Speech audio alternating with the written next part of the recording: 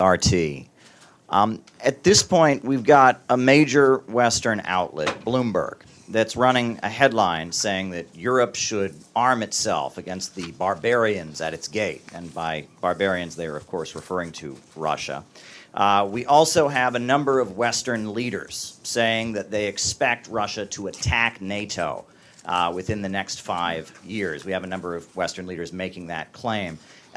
Do you think that this is essentially the leaders of the Western countries trying to psych up their populations for some kind of all-out war against Russia, as that seems to be a recurring theme? We hear this rhetoric over and over. Я надеюсь, что это не так, что... We hope that that will not be the case. We hope that there are some smart people left in the room, people who are well-versed not just in history, but who have the instinct to protect themselves. I also heard Biden saying something similar, warning that if Ukraine loses the war, then Russia will march on the Baltic states, on Finland, and on other NATO members. Such statements were also made by lower-level leaders, not just by US leaders. You see, I'm inclined to believe in reason, in the reasonableness of the US leadership. So I see this as an attempt to achieve short-term objectives, that is, allocating funds to Ukraine, dispersing funds to Ukraine. They think that they can instill fear in the Congress with these fairy tales, with these concoctions.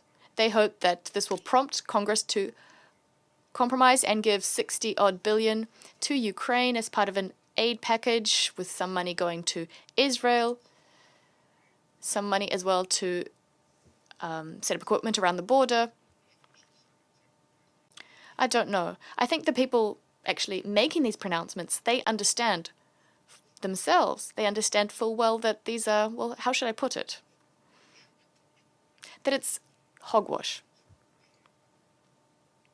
And President Putin, in fact, has commented on this narrative. He did this recently.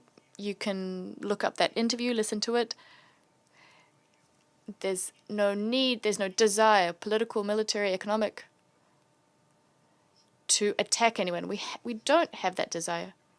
There was no need for us to start a special military operation. We wouldn't have had the need to do that unless the West allowed for the coup d'etat in February of 2014, and it did, and then it gave the coup participants carte blanche. They immediately said that the status of the Russian language in Ukraine would be revoked. They proclaimed people living in the Donbass and the Crimea as terrorists because they opposed the bloody anti-constitutional coup.